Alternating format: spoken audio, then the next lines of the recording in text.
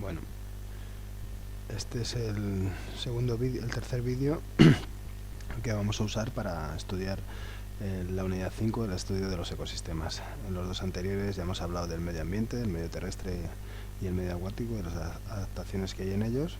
Después nos centramos en definir lo que eran los ecosistemas, sus elementos, lo que era nicho ecológico. Hablamos del suelo como ecosistema y de los principales ecosistemas acuáticos de España. Y en este tercer vídeo nos vamos a centrar en saber el papel que tienen los seres vivos según la alimentación que tengan en los ecosistemas, en las relaciones tróficas que aparecen entre ellos, en cómo se va a transmitir la materia y la energía entre los diversos seres vivos del ecosistema, y luego en definir los parámetros tróficos más importantes.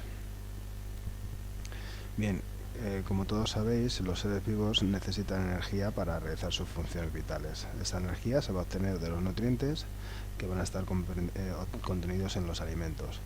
Según la manera que tengan los seres vivos de obtener esa materia y la energía, se van a clasificar en tres niveles tróficos. Van a estar por un lado los productores, por otro lado los consumidores y en tercer lugar los descomponedores.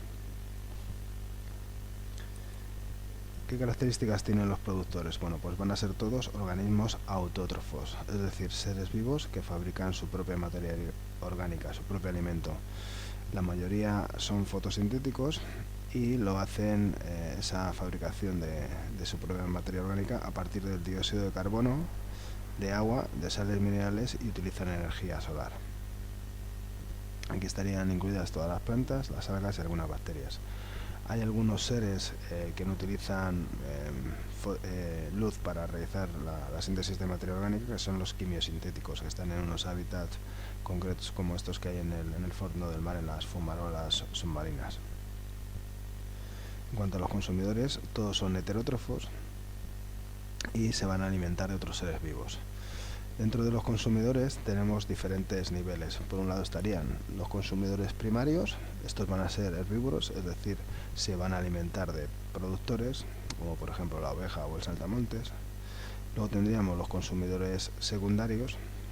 En este caso son carnívoros, que se alimentan de herbívoros, o también pueden ser omnívoros, que se alimentan de plantas y de animales, como la culebra, el zorro, el cerdo, etc. Además, tendríamos los consumidores terciarios o superdepredadores. Estos serían carnívoros que se alimentan de consumidores primarios y de secundarios, como el león, tiburón, águila, etc.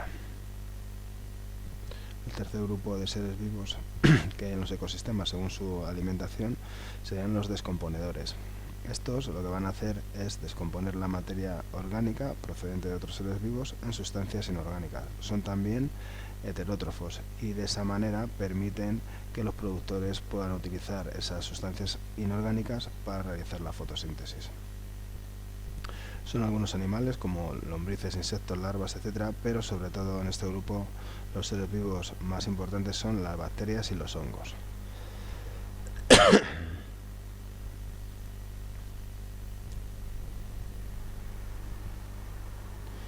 Bien, aquí resaltamos el papel que tienen los descomponedores y lo relacionamos con lo que hacen los productores. Los productores ya hemos dicho que consiguen producir materia orgánica a partir de materia inorgánica usando la energía del sol, en el caso de estos seres fotosintéticos. En cambio, los descomponedores lo que hacen es cerrar el ciclo por el otro lado.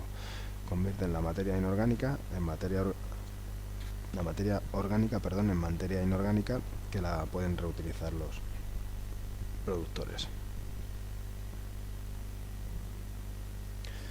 Bien, ¿qué serían las relaciones tróficas? Las relaciones tróficas, que también se llaman alimentarias, son las interacciones que hay entre los seres vivos que se alimentan unos de otros. La forma de representarlas serían cadenas tróficas, redes tróficas o pirámides tróficas.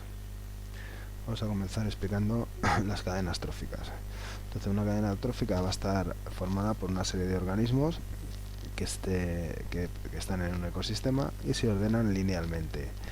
Y en esta cadena trófica, cada individuo va a comer al que le precede, lo que viene indicado con una serie de flechas. Por ejemplo, en este caso, podríamos representar alguna cadena trófica.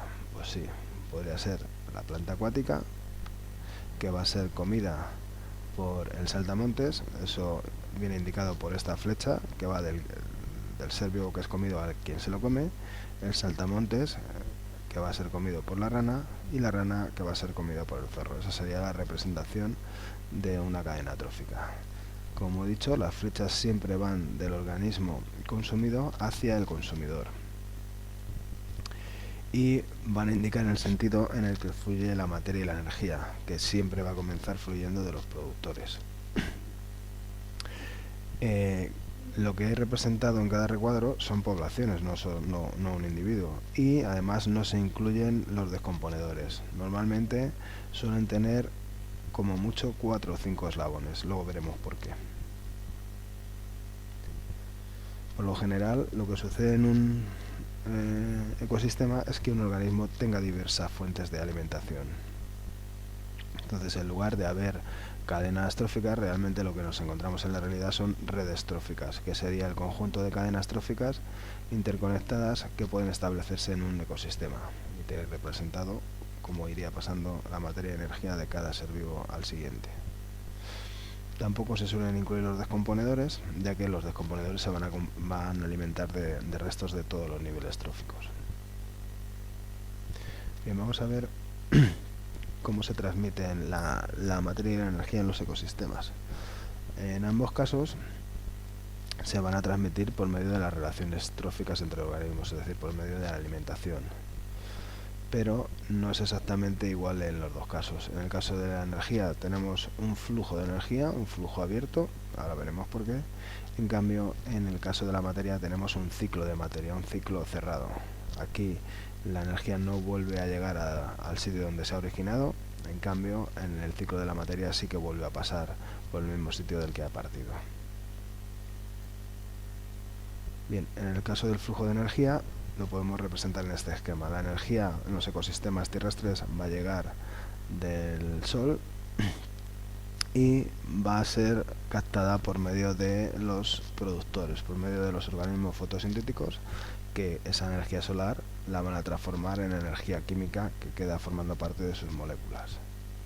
Esa energía va a fluir por los diferentes elementos del ecosistema por medio de las relaciones tróficas. Los productores van a ser consumidos por los consumidores primarios, captan parte de su energía.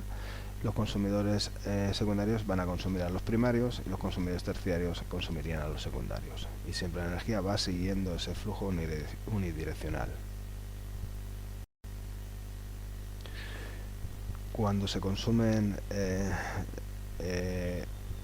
esos productores por los consumidores primarios, luego los secundarios y los terciarios, no aprovechan toda la energía que han capturado, sino que solo se aprovecha una parte, que la emplean en realizar las funciones vitales, y otra parte se va a ir perdiendo en cada salto en forma de calor.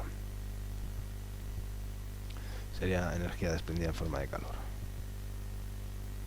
Con lo cual, esa energía no va a volver otra vez al Sol, y por eso decimos que hay un flujo de energía, ¿vale? Parte del Sol, pasa por todos los niveles tróficos y va a perderse en forma de calor.